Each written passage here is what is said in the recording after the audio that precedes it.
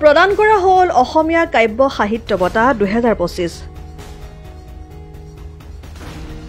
কবিতাৰ বিপক্ষে কবিতা শীৰ্ষক গ্ৰন্থৰ বাবে ধন দাসলৈ এই বঁটা নগাঁৱৰ ৰাজপথৰ কবিতা সন্মিলনে প্ৰদান কৰিলে এই বঁটা মূল্য মাথো 1 টকা 1 টকাত ছপোৱা কাব্য গ্ৰন্থখনিত আপুনি বিচাৰি পাব সুতৰ বিপৰীতে ৰচা বহু কবিতা প্ৰতি বছৰৰ দৰে 2025 বৰ্ষতো ৰাজপথৰ কবিতা শীৰ্ষক গ্ৰন্থখনে দেওবাৰে আয়োজন কৰিলে ব্যতিক্ৰমী অনুষ্ঠানটো নগাঁও জিলা পুথিভঁৰালৰ সন্মুখৰ ৰাজপথত অনুষ্ঠিত কবিতা সন্মিলনত অংশগ্ৰহণ নগাঁৱৰ বহু কেইজন বিশিষ্ট কবি তথা গণ্যমান্য ব্যক্তিৰ আৰু এই চৰ্চাতে কবি ধন দাসৰ কাব্য গ্ৰন্থ কবিতাৰ বিপক্ষে কবিতা গ্ৰন্থখনলৈ অসমীয়া কাব্য সাহিত্য 2025 বঁটা প্ৰদান কৰা হয় বঁটা প্ৰদান কৰে অসমীয়া জাতি জনগোষ্ঠীৰ তথা কৃষ্টি সংস্কৃতিৰ গৱেষক ডক্টৰ উপেন ৰাভা হাকাচামে এই অনুষ্ঠানত নগাঁৱৰ কেইবাজনো বিশিষ্ট ব্যক্তিয়ে কবিতা আবৃত্তি কৰে এই অনুষ্ঠানত উপস্থিত থাকে প্ৰকাশন সমিতিৰ সভাপতি প্ৰয়াগ হৈকিয়া সম্পাদক কবিন পাটৰ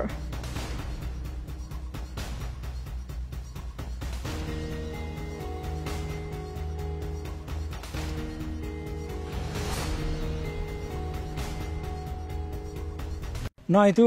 শুনাই নাছিলো প্ৰথমবাৰ শুনিলো ৰাজপথৰ কবিতা কাৰণ নগাঁৱত ইমান এটা পুৰণি অনুষ্ঠান আৰু 1 টকাত কবিতা পুথি প্ৰকাশ কৰি আছে প্ৰায় বেলেগ বেলেগ অসমৰ বিভিন্ন বিদগ্ধ কবিসকলে সেইবিলাক সম্পাদনা কৰে আৰু প্ৰত্যেক বছৰে 1 টকা মূল্যৰ কিন্তু খুব চেক হিচাপে 1 টকা কিন্তু তাৰ লগত আকৌ আমাৰ কিবা মানপত্ৰ বা অন্যান্য আছে গতিকে খুব কম সময়ৰ ভিতৰত কম মানুহেৰে এনেধৰণৰ কাম যে হৈ আছে এইটো মই এটা মেছেজটো গোটেই অসমবাসী বিশ্ববাসীয়ে জানিব লাগে যে নগাঁৱত ৰাজপথৰ কবিতা নামৰ এটা অনুষ্ঠান চলি আছে আৰু তেওঁলোকে বিপ্লৱী বা এটা প্ৰগতিশীল মন লৈ কবিতা চৰ্চা কৰি আছে আৰু প্ৰত্যেক বছৰে অসমৰ বিভিন্ন প্ৰান্তৰ তেনেকুৱা ব্যক্তিৰ কবিতাক তেওঁলোকে সন্মান প্ৰদৰ্শন কৰি আছে এইবাৰ ধন দাসলৈ এই বঁটাটো গৈছে গতিকে মই নিজে অন্যতম এই অনুষ্ঠানটোৰ কি বুলি ক'ম এটা অতিথি হিচাপে উপস্থিত থাকি বুলি পাই গৌৰৱবোধ কৰিছোঁ ধন্যবাদ কবিতা লিখি বঁটা পাম বুলি ভবা নাছিলোঁ প্ৰথম কথা আৰু মই কবিতাৰে বিপ্লৱ কৰি আছোঁ কবিতাত মই দুটা কথাই কওঁ কবিতাত দুটা পংক্তি কবিতাৰ দুটা পংক্তি কবিতাত মই সেই শিশুটো যিটো মেটাৰনিটি ৱাৰ্ডত তলেৰে মেৰিয়াই থোৱা সেই শিশুটো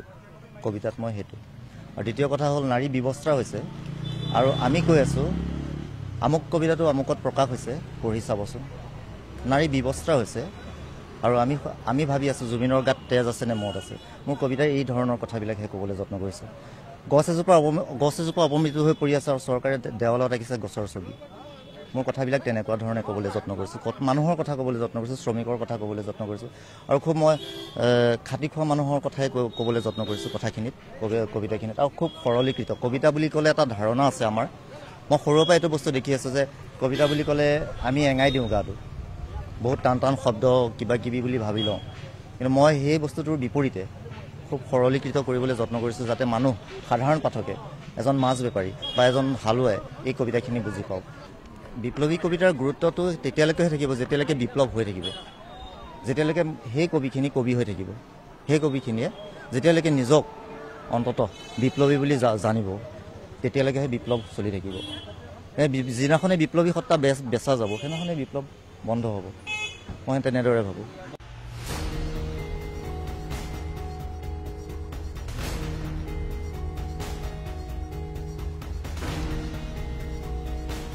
নগাঁৱৰ পৰা বিভূতি বৰাৰ ৰিপৰ্ট ডেমক্ৰেটিক আছাম